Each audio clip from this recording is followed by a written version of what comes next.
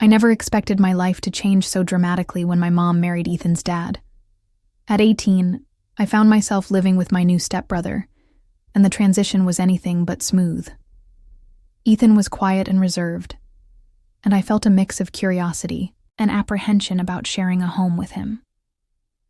The awkwardness of our new family dynamic hung in the air, making every interaction feel charged with unspoken tension. In the beginning, we avoided each other as much as possible. I would retreat to my room after dinner, and he would disappear into his. But as the days turned into weeks, I began to notice little things about him. The way he helped our parents with chores, his dry sense of humor that would occasionally break through his stoic demeanor, and how he always seemed to know when I needed space or a distraction. One rainy afternoon, I found myself in the living room, sketching in my notebook.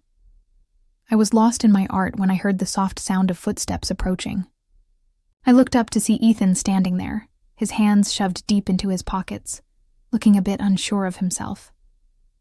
"Hey," he said, glancing at my drawings. "What are you working on?" I hesitated for a moment, unsure if I wanted to share my art with him, but something about his genuine curiosity made me nod. "Just some sketches. Do you want to see?" He stepped closer, peering over my shoulder as I flipped through the pages. I could feel the warmth of his presence, and for the first time, I felt a spark of connection. We began to talk about art, and I discovered that he had a passion for photography. Our conversation flowed easily, and I found myself laughing at his jokes, feeling a sense of ease that had been absent before. As the weeks passed, we began to spend more time together. Late-night conversations about our dreams and fears became our refuge, allowing us to confide in each other about the struggles we faced in this new family arrangement. I discovered that beneath Ethan's stoic exterior was a kind-hearted and thoughtful person who understood my feelings of displacement. 1. Evening. While we were working on a school project together, the atmosphere shifted. We were sitting on the floor of my room, surrounded by books and papers, when I caught him looking at me. There was something in his gaze that made my heart race, a mix of curiosity and something deeper. "Lily," he said softly, breaking the silence. "Can I ask you something?"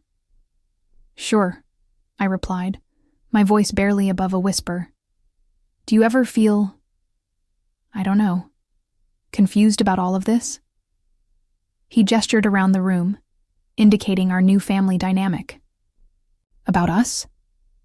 His question hung in the air, and I felt a rush of emotions.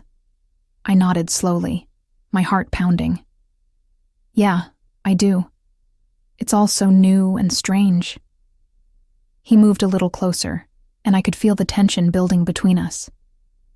"I've been thinking about it a lot," he admitted, his voice low, "about how we're supposed to act around each other." Before I could respond, he leaned in, and our lips met in a tentative kiss. It was soft and hesitant at first, but as the moment deepened, I felt a rush of warmth and excitement. I had never expected to feel this way about Ethan, but the connection we shared was undeniable. As we pulled away, reality washed over me like a cold wave. I was crossing a line I never thought I would, and the weight of that choice settled heavily on my shoulders. Yet, in that moment, I also felt a sense of liberation. I realized that I had been so focused on my own insecurities that I had forgotten what it felt like to connect with someone on a deeper level. In the days that followed, we faced the reality of our feelings. I found myself questioning what this meant for our relationship and how it would affect our families. The fear of judgment and the potential fallout loomed over us, but the bond we had formed was something I didn't want to lose. What would you do if your world fell apart? How would you move forward? Let me know in the comments, and if this story resonated with you, please like, share, and subscribe for more.